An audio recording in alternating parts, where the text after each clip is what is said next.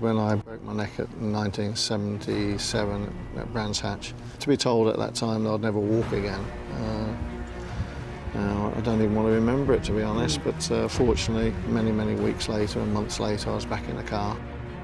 Nelson was a different kind of animal. He was more political, with a loaded gun. You both got loaded guns and they're both pointing at you.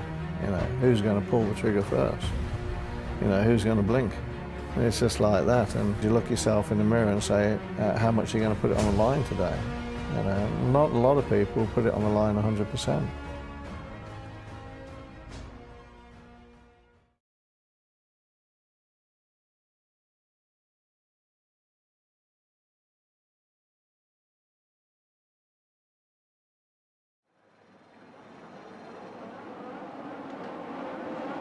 Green and go, and they all get away well. PK leads, Mansell is second into Clearways this time, and we're watching very carefully as they go round paddock, and they are all round.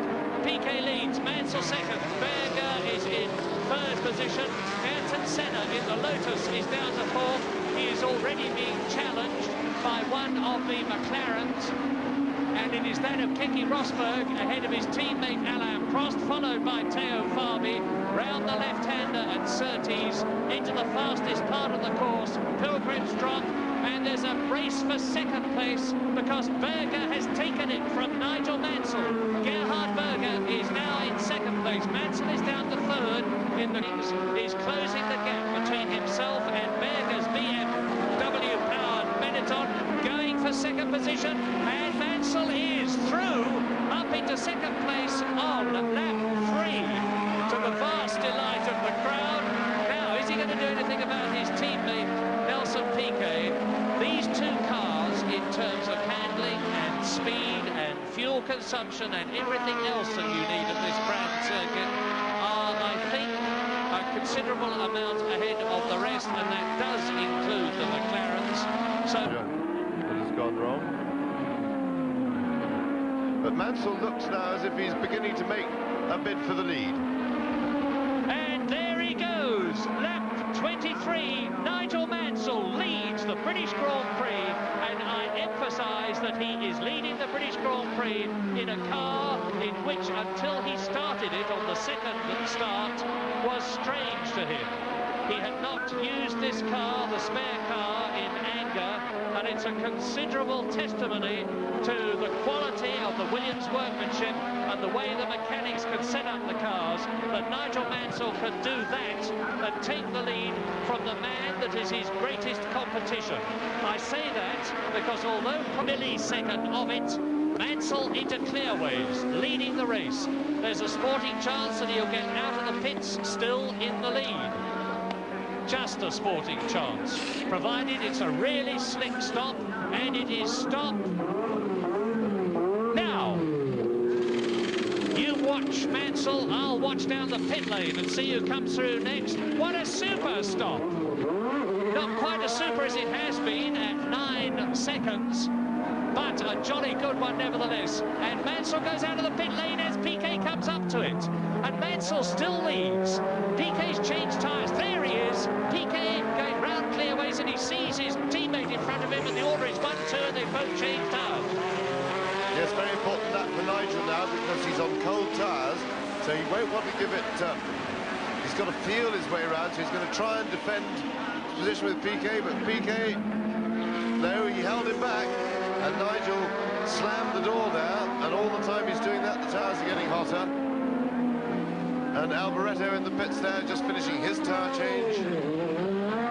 It's all go, go, go at Brands Hatch, and Nigel Mansell is in inspired form. His tyres will virtually be at full racing temperature now, because they will have had those electrically heated blankets on them. And now, with all the extra thrust of 850 horsepower and the sideways forces, the carcass will have been working hard. Magnificent drive in the spare car.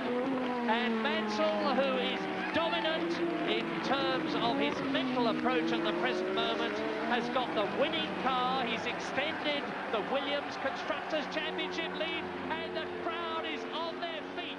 They're giving him the big shout, the big wave all the way round.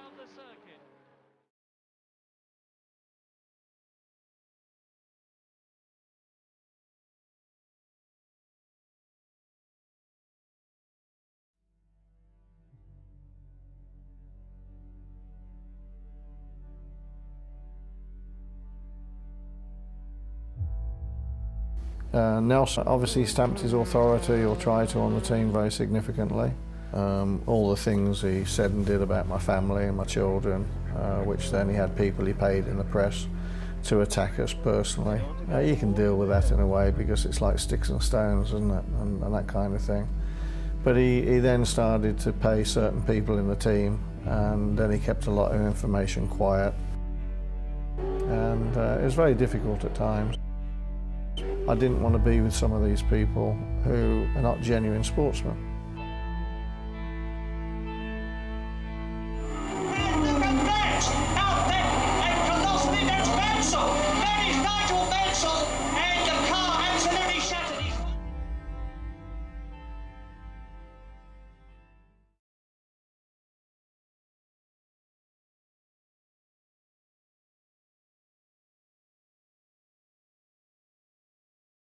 Unplanned but necessary pit stop left him chasing teammate Piquet on fresh tyres but a long way behind.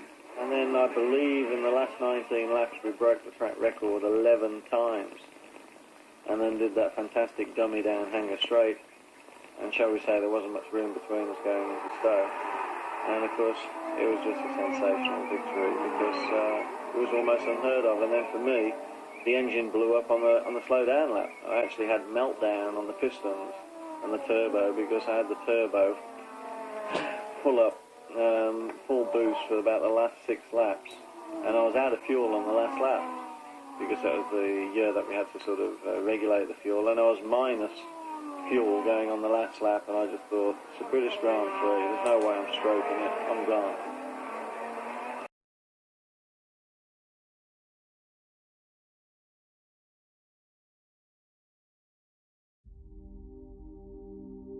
For me, as their outright #1 driver, it was really quite painful to be then the #1 driver, knowing you're going into a season of '88, thinking that you can be world champion, but then knowing that you haven't got the package to do it overnight.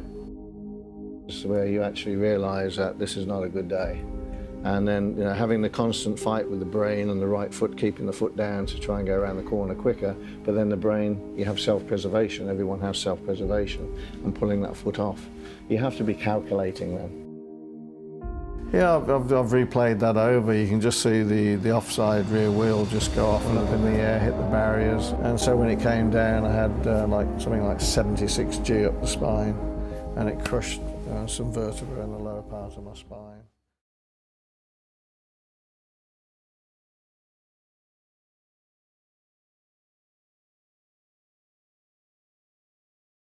And it's go, and a good start by Michele Alboreto.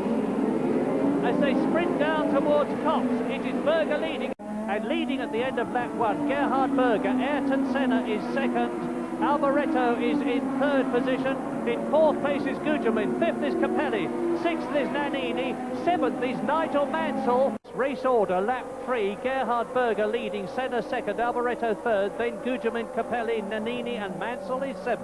Yes, and Mansell's really having a go. Mansell's always liked the wet, and Mansell's past Capelli, so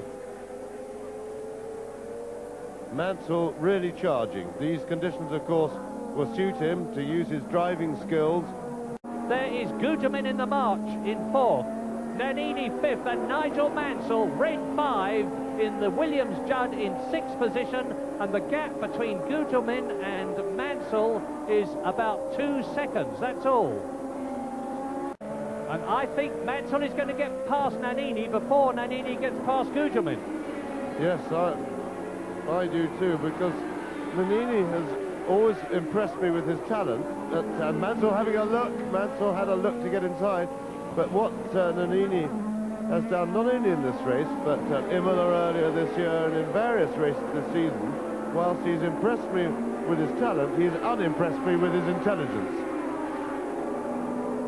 Here is Ayrton Senna coming up behind Gerhard Berger and about to lap Alain Prost. Senna passes Berger, tucks in front of the Ferrari. They both pull out to take Alain Prost and lap him, and I can tell you that while all that has been going on, there has been a change behind them, because Alessandro Nannini has been passed by both Mansell and Gugelmin. Because there is Alboreto in 3rd place, Nannini is in 4th place.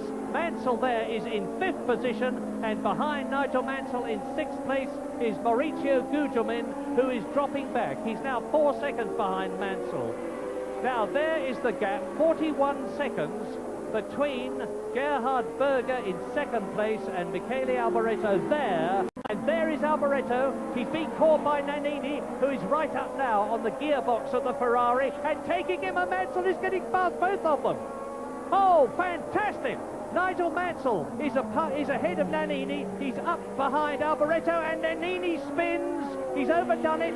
Mansell has really got the red list, I'm sure, because he's had a really miserable season. He has yet to finish this year, never mind finishing the points. And when Mansell's in a fighting mood, and I remind you that he won the British Grand Prix last year, he won the British Grand Prix the year before, he's in front of his home crowd, and that must give him an extra 20 or 30 horsepower. I tell you what, Murray, he's really enjoying himself. He's having a decent race at last. Nigel Mansell started with Lotus with their active suspension. He did all the test work on it. He learned to loathe it. He didn't like it when Williams used it. Piquet used it first last year in winning the Italian Grand Prix. Now Mansell's back with the old firm in the form of conventional springs and shocker suspension, which gives him the feel of the car, and he's going for Alboreto. He's going for Alboreto. He's taking Alboreto. Nigel Mansell is in 3rd position. Berger is 46 seconds ahead of Nigel Mansell. Mark that number, 46. We'll be watching it very carefully for you. But going back to the wet weather tyre problem, the drivers who now pay attention to cooling the tyres down, looking after the compound, and that involves heading for the wet patches on the straight when they don't need grip, will have an advantage later in the race if it doesn't rain. And both these drivers are thinking, because they have both doing what I was just talking about, which was looking for the wet patches. You saw Nannini do it first by going off the line on the straight to find wet patches. You saw Mansell do it there. And Nannini goes for it now, and through. Alessandro Nannini taking advantage of the fact that Nigel Mansell had moved across to find a wetter part of the course. But at the moment, he is the fastest man on the course, and he's taking Nigel Mansell along with him. And Mansell's certainly using his head a lot. He's taking a lot of trouble to cool his tyres, and this won't help him much at the moment. But in 15 or 20 laps' time, if we get no more rain, it may be a big advantage to Nigel if he's kept those tyres. And Nannini having another spin. Dear oh dear, he was always late into the corner. That's Nannini's race unless he can keep it running, and marvellously he has succeeded in doing so. And he's now off for a little jaunt around Silverstone to rejoin the course. And he's going for the wet bit to cool the tyres, and quite right, this is good driving by Nigel Mansell. He's keeping away from the dry line wherever possible, trying to make the soft compound wet tyres last as long as he possibly can. Nigel Mansell is slowly cutting into the lead that Gerhard Berger has over him. Berger in 2nd position is now 19.7 seconds behind Ayrton Senna. And a new fastest lap of the race by Nigel Mansell, who is still charging on and reducing the gap with Berger, but it's too big at the moment for us to get excited about it. But Mansell, as we would expect of him, giving it everything he's got. And just watch that difference. Mansell is getting closer and closer to Gerhard Berger. It's still half a minute, but it's 2 seconds in the last lap. And we are on lap 44, so there are still 21 laps to go. And that means to say that if Mansell goes on as he is going, he not only can catch Berger in 2nd place, but will catch Berger. And Berger has again, I can tell you, I can look along the pit lane from here, and I can tell you that Berger has again had a very strong visual pit signal from his Ferrari team. Slow, it says. There it is. Yes, I'm sure that's to do with fuel consumption. And the gap is tumbling down. This is really exciting. Well, the gap now is 19 seconds. Just look at it. It's come down from 35 seconds to 19 seconds. Still sliding about a fair bit of understeer there, coming out and then doing the proper thing, heading straight for the wet patch. Mansell of all the cars I've observed in this race, has done the best effort on keeping to the wet part to keep those tyres protected. Indeed he is, and it's 12 seconds now. Do you remember the British Grand Prix of 1987 and how Nigel Mansell closed on Nelson Piquet after he had had his pit stop and lost 25 seconds to take the Brazilian on the 62nd lap out of 65. He's going faster and faster. Now the gap has come down from over 35 seconds to 12 seconds. There is Berger and there is Nigel Mansell, and it's certainly not 4 seconds now. Mansell has got the Ferrari in his sights. He started 11th. He was 7th at the end of the first lap. He's moved up to 6th, the 5th, the 4th, the 3rd, and very shortly, if he goes on the way he is going, on lap 50 out of 65, he's going to go up into 2nd place. Berger, I remind you, is concerned about his fuel consumption and is being instructed lap by lap to go slower. Ayrton Senna in front of both these drivers is worried about his tyres. Should he come in? He's been told to stay out. And behind them, it is Nannini 4th, Guterman 5th, and Piquet in 6th position. This is the battle.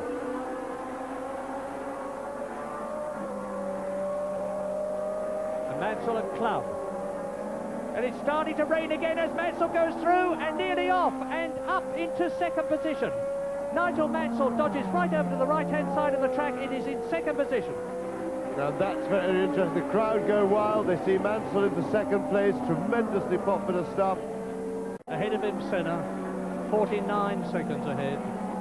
The gap has come down a lot. It's come down by over 10 seconds between Senna in the lead on lap 61 now, and Mansell in 2nd position, who's yet to complete his 60th lap.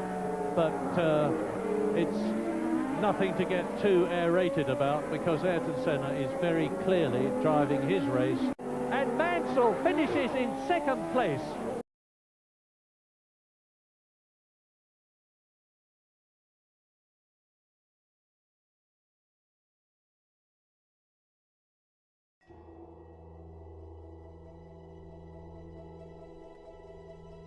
Yeah, people don't understand.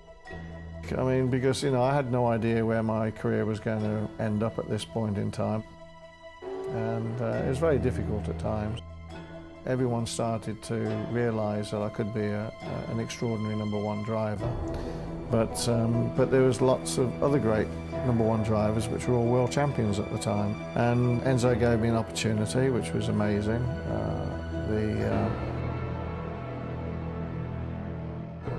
You know, I had an outright #1 contract for 1990, and then Ferrari deemed that they wanted a current world champion to join the team, and so Alan did come to the team as outright #1, and I was there as #2. But then, as Alan found out, that you know, just because I was #2 didn't mean I couldn't beat him, and it was very difficult at times.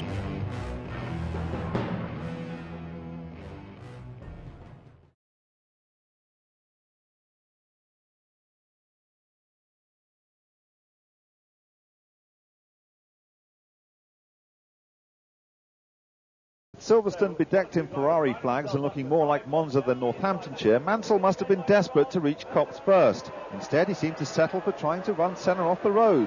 But the Brazilian won the first battle, leaving Mansell to follow in 2nd, then Berger, Prost, Boutsen and Alesi.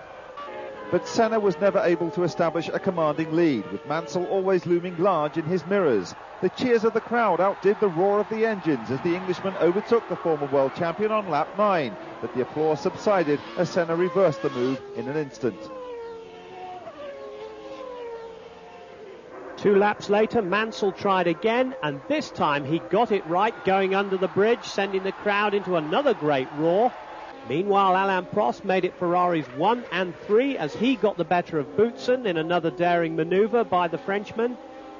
Up ahead, Mansell was having trouble with his automatic gearbox, which had decided to start changing gears of its own accord. The malfunction gave Berger the chance to grab the lead. But the errant gearbox appeared to mend itself. 6 laps later, Mansell outbraked the Austrian at the chicane and was back in front. Perhaps inspired by his teammates' example, Prost took the chance to pick off Berger too. But British fans could have done without the professor's next manoeuvre. Team orders stated the Ferrari should maintain their positions, but with Mansell's gearbox still misbehaving, Prost reckoned he had no option but to take the lead. It was a sad moment for the crowd's favourite, but nothing like as miserable as what came next. Mansell slowed suddenly at the end of the pit straight as he began lap 56, all gears gone, and with them his hopes of a win in the race he relishes most. I'm sorry. I'm announcing my retirement, and I'm looking forward to racing 100% to the end of the year. I'm very thrilled for Ferrari that they've managed to do what they've done, and if I can help Alan win the championship, and if I can win some races before the end of the year myself, great. But I'm looking forward to putting my family first for the first time ever in my life, and really, I've got nothing more to say except thank one and all, and I look forward to the next 8 races. But I can tell you, as of this minute, Adelaide will be my last Grand Prix.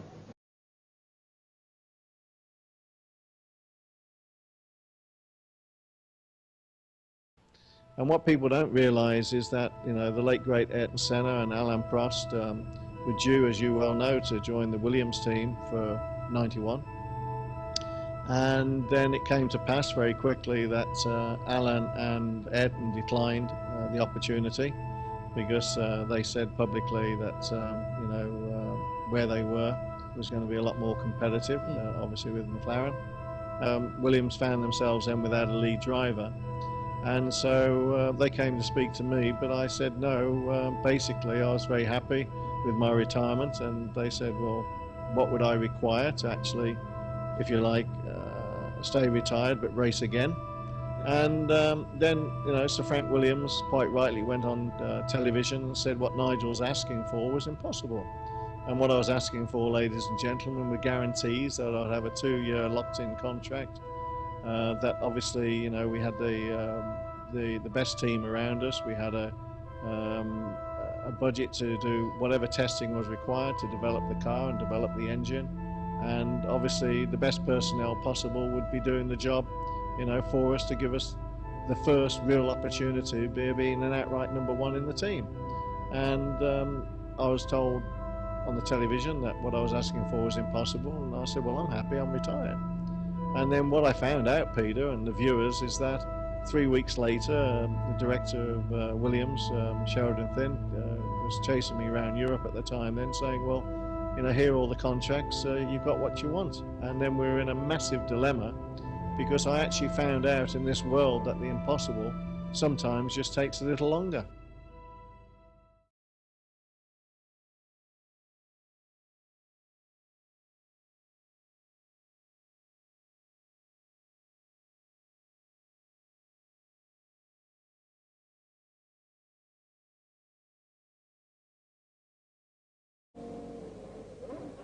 And with those 100,000 British throats cheering him on, Mansell rocketed away at the green light.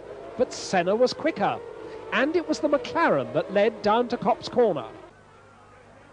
And as they came down to Stowe, he took the lead.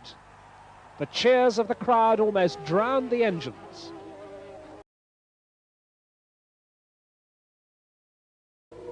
The Silverstone crowds, anything but impassive, cheered him on, and Nigel Mansell went on his victorious way to another magnificent British Grand Prix win.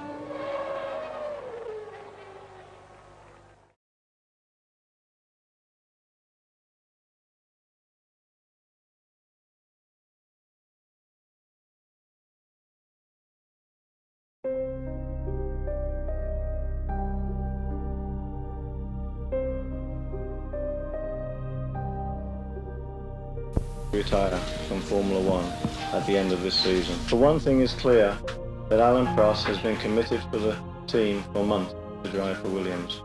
For another, I thought I had a deal when clearly I did not. Needless to say, I do not understand why these things have happened. And it was very difficult at times.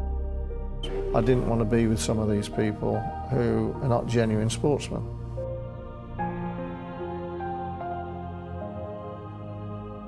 You know, the most legal drug you can have in the world is adrenaline. And Silverstone for me in the British Grand Prix, no matter where it is, I mean, it's just, I feel like I own it.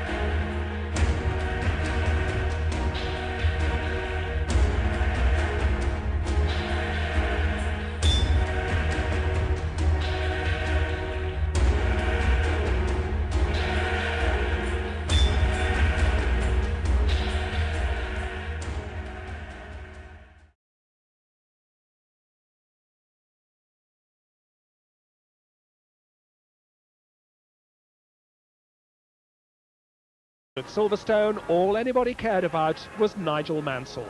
The pressure was enormous, but he looked ready. At the green light, Patrese again started better and led into Cox Corner.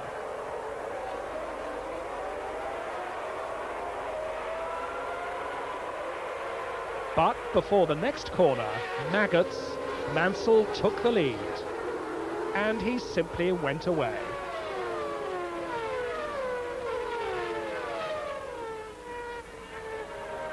Right from that first lap, his determination was enormous, and as others fought for lesser placings, he made sure nobody else should even think of coming close to him.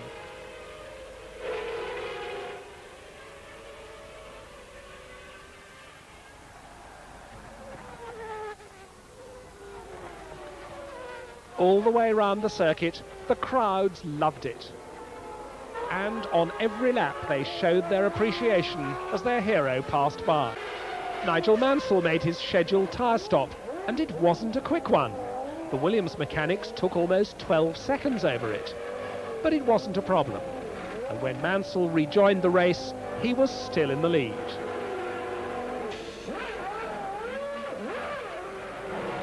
Just to add insult to injury, Mansell recorded fastest lap of the race with only 2 laps remaining, simply to please his fans. And with his fans already celebrating, Mansell started to salute them before the end. Nothing would go wrong this time. It was also his 28th Grand Prix win, and he'd now surpassed Jackie Stewart as the most successful British driver ever. The huge Silverstone crowd would not have accepted any other result.